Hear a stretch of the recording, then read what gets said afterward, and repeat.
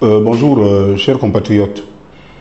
Bon, moi je n'ai pas trop l'habitude je ne suis pas un activiste en fait pour être tous les jours devant les téléphones ou bien les écrans, tout ça là. Ce n'est pas des choses qu'on aime faire. J'ai souvent répété que même dans le cadre de mon engagement politique, il y a à peine 2 semaines ou 3 semaines là, que j'ai enfin ouvert pour la première fois de ma vie un compte Facebook essentiellement pour faire campagne dans ma candidature du 2e arrondissement. Depuis que l'affaire de notre frère Arnold Leka a commencé, si on ne réagit pas, c'est pas parce qu'on est bête ou qu'on ne se rend pas compte de ce qui se passe. Mais simplement que aujourd'hui aussi, pour la première fois, au-delà des sympathisants éternels que nous étions à l'UPG, je suis devenu membre d'un parti politique qui s'appelle FDS. Et l'histoire veut que l'avocat, donc le président de mon parti, en même temps l'avocat, enfin du moins depuis longtemps, parce que le parti c'est hier, il est depuis longtemps l'avocat de Harold Leka. Donc tout ça fait que vous hésitez. Parce que quand vous allez prendre la parole, on va dire que oui, voilà, c'est Nzéou qui les a envoyés. Mais en fait, nous, dans ce pays, on parle depuis longtemps. Depuis très longtemps, nous parlons. Et nous dénonçons. Et si on se bat dans ce pays, c'est parce que justement, on veut que les choses changent. Et c'est ce que nous attendons.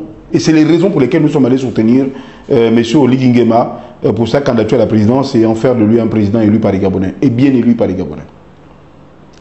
Je réagis aujourd'hui parce qu'en fait, de tout ce qui se fait, j'estime que c'est normal, les gens ont le droit de parler, de raconter, de dire, mais quand on n'a pas la bêtise d'un dossier, il vaut mieux se taire. Hier soir, on m'envoie une vidéo de mon frère Chambelin qui réagit, et qui dit quoi? Qui dit exactement que, pour résumer, hein, il est en train de dire que Harold Leka a tort. Le mot tort, en fait, je n'ai rien compris à ce mot. Il a tort. Et il a mis un costume. Et en mettant le costume, il allait maintenant pour négocier. Je ne sais pas chez qui. Je ne sais pas chez qui. Puisque le dossier est à l'instruction. Je tiens à rappeler, parce que pour ceux qui ne le savent pas, Chambelin c'est mon frère en fait. Beaucoup de gens ne le savent pas. Chambelin c'est mon frère et on a vécu dans la même maison. Mais comme il a choisi d'intervenir sur la place publique, s'il faut regarder les choses, je n'irai pas le voir en cachette parce que ce serait jouer le jeu, le mauvais jeu. Dans ce pays, on s'est battu pendant des années. Et quand ils ont été incapables de nous convaincre, de nous rallier aux bêtises d'Ali Bongo et sa famille, on nous a fait passer pour des espions. On nous a fait passer pour des gens qui avaient trahi.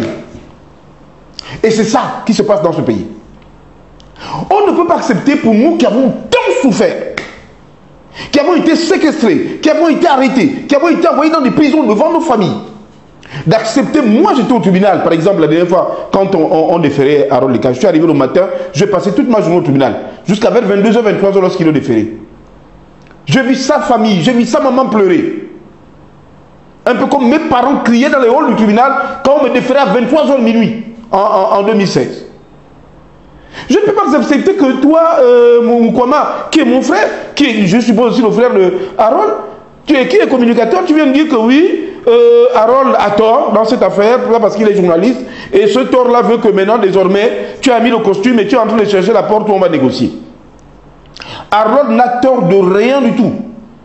Sauf si tu as une maîtrise du dossier dont nous on n'a pas connaissance, tu viens, tu nous dis, bon, en fait, dans le dossier, voilà les raisons pour lesquelles Harold a tort.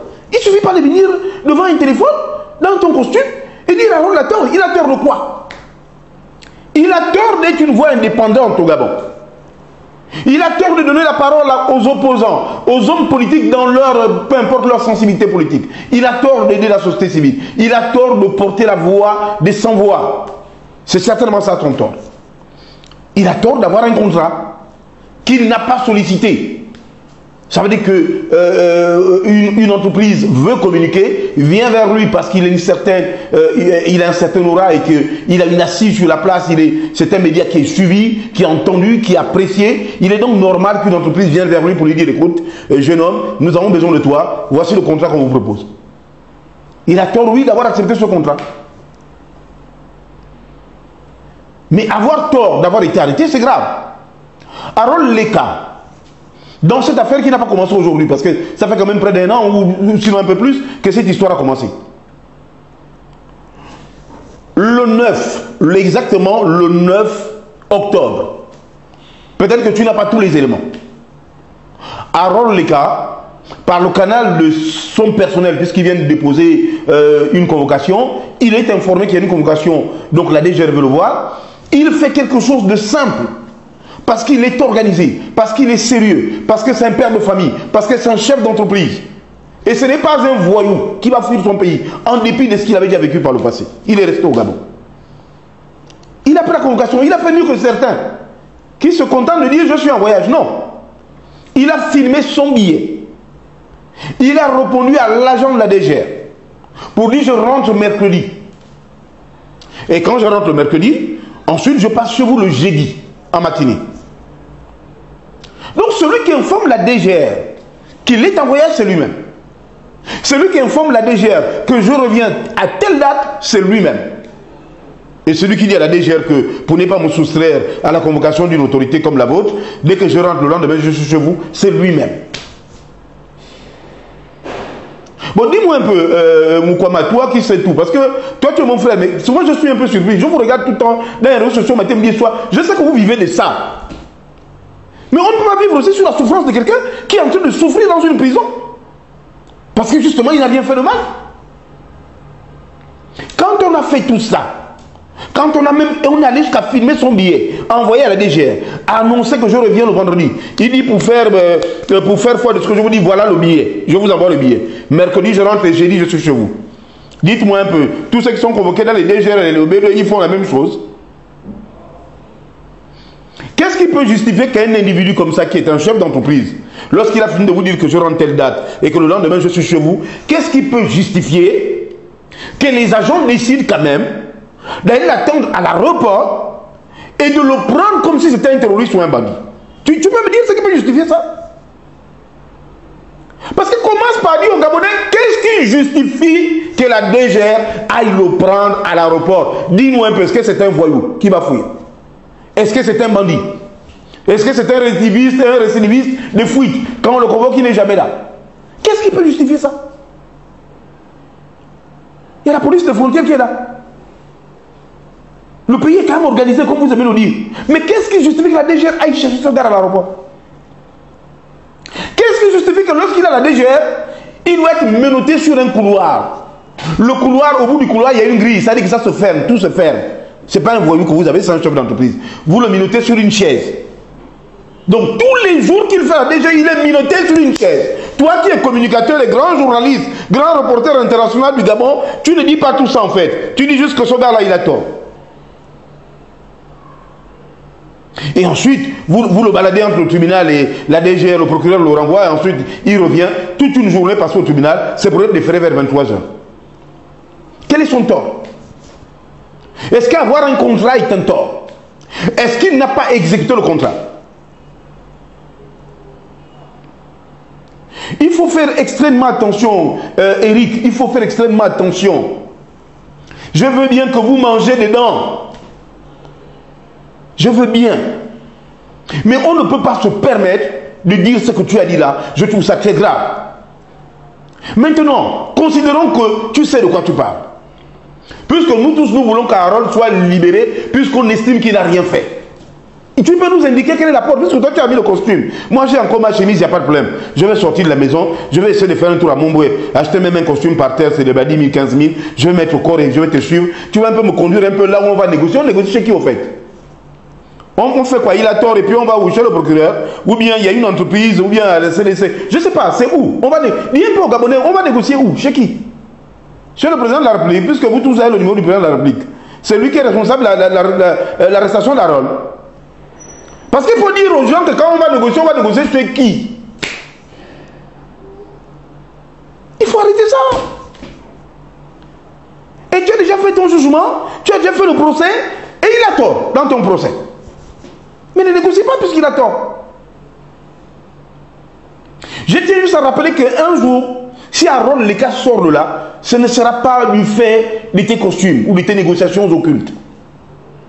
Il sortira de là parce que je pense qu'il y a des autorités dans son pays qui vont finir par comprendre que cet enfant-là est innocent. Qui vont finir par comprendre que c'est juste un chef d'entreprise qui a le droit de faire son travail, d'accepter un contrat. Il n'est pas responsable de la CDC. Quand on parle de détournement de fonds, est-ce qu'il travaille à la CDC pour détourner l'argent de la CDC? Est-ce qu'il investit dans un pouvoir public pour dire que oui, il était à la fois membre de la CDC, il travaillait là-bas et puis il avait une entreprise dans le noir et puis il a pris les fonds de son entreprise pour balancer dans la boîte qu'il a dans le privé? Quel est le lien en fait? Moi, en fait, j'ai du mal à te comprendre. Il faut que tu nous répondes. Aaron Leka est innocent de tout ce qu'on lui reproche.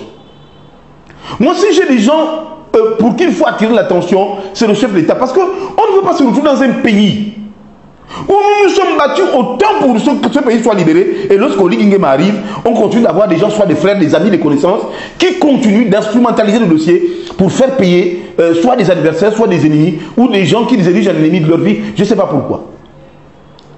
Le président doit prendre des sanctions contre des gens comme ça. Parce que ça ne fait pas sérieux.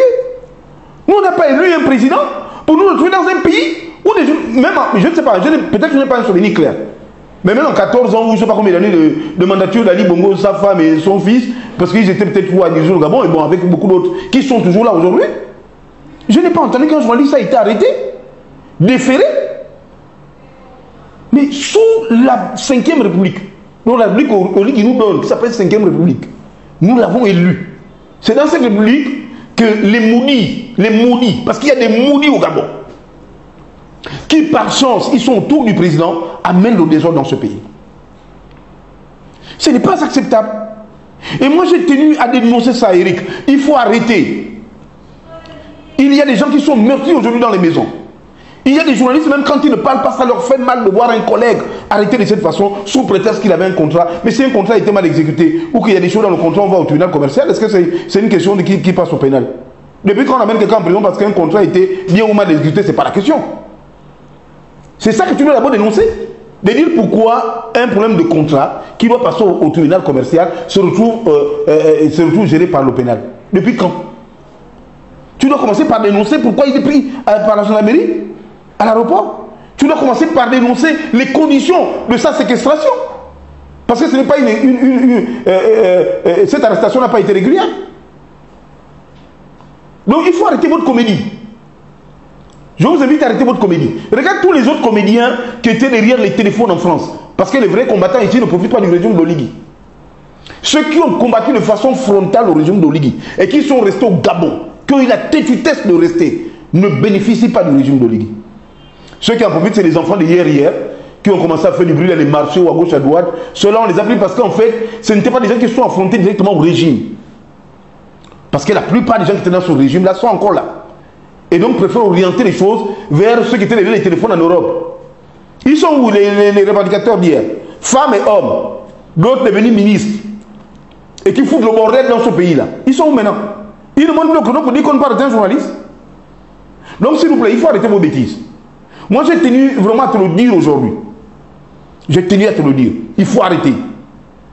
Si vous avez séquestré Oligui, et qui continue de vous écouter, je ne sais même pas comment il fait pour vous écouter. Oligui va se débarrasser de la plupart des pieds cassés, des bras cassés, qui viennent de l'ancien régime. Il y a deux groupes. Il y a ceux qui viennent de l'ancien régime, qui estiment qu'ils veulent régler les comptes gabonais. Il y a ceux qui sont des bras cassés, parce que c'est des parents, des amis, des connaissances, qui profitent du régime. Et au lieu d'aider le président à garder... Regardez un peu comment il a été élu. Ça a été propre. Mais regardez les législatives ensuite. Et regardez seulement. Et le présidentiel est propre, tout est bien. Le monsieur, il est content. Le peuple gabonais s'est mis derrière lui. Maintenant, regardez les législatives lorsque maintenant il va prendre la cuvée des gens qui ont passé leur vie à détruire ce pays. La conséquence, c'est quoi? Donc, c'est ça que vous lui proposez. En fait, jusqu'aujourd'hui, c'est de créer des ennemis, d'aller faire croire au chef que tel est mauvais, tel a fait, tel a dit. Et puis, c'est fini, on va séquestrer le beau enfant. Il mérite d'être libéré. En fait, il est innocent. Faites la preuve. Et encore que dans cette affaire, la première personne qui devait être arrêtée, c'est celui qui était dépositaire du pouvoir public. Donc celui qui dirigeait la CDC. À qui on pouvait dire, ok, tu as sorti dans tant d'argent, sans violation de la loi pour donner à X, tu commences par arrêter d'abord cette personne avant d'aller arrêter le prestataire qui profite de cet argent. Ou qui a reçu cet argent. Pourquoi lui il a arrêté? Pourquoi lui il a arrêté? Et les autres sont où? Et le procureur même dans ça, ils ont dit oui, les poursuites vont continuer. Mais avant de continuer les poursuites, arrête d'abord à la base ceux qui sont à l'origine du contrat. Quand tu les as écoutés, quand tu les as entendus, on peut maintenant dire ok, par extension, il y a un tel X qui a profité du contrat, il faut aussi les rappeler. Mais comment ceux qui qui ont décaissé l'argent, qui ont signé des papiers, sont chez eux, d'autres en voyage, mais seulement à rôle de cas, vous avez trouvé qu'il faut mettre les minottes et puis l'envoyer au gros bouquet. Est-ce qu'on est sérieux? Dans quel pays on vit? Nous ne voulons plus de ça dans ce pays. Nous sommes silencieux parce qu'on a choisi le silence. C'est nous qui avons choisi le silence. Et nous voulons que ces méthodes s'arrêtent. Harold Leka doit être purement simplement libéré. Il sera libéré parce que je pense qu'il y a des autorités encore dans ce pays que vous essayez d'induire dans l'erreur, qui vont comprendre qu'en fait cet enfant est innocent, ils vont le libérer. Ils finiront par le libérer. Voilà, le banditisme doit prendre fin. Si j'ai envie d'utiliser ton mot, je vais dire cash. Puisque vous aimez des mots, je ne sais pas ce que ça veut dire, mais je vais dire cash. Il faut le libérer. Et cash, il faut arrêter de raconter des bêtises. Et maintenant, celui qui souhaite parler avec moi, il vient, il réagit. Mais si j'ai une réaction qui n'est pas à la hauteur, je vais revenir. Et on va peut-être tous devenir activistes. Et on va se dire un peu les vérités. Arrêtez de nous construire un pays de merde, mince. Coupez-moi le téléphone là. Chaque planète a sa propre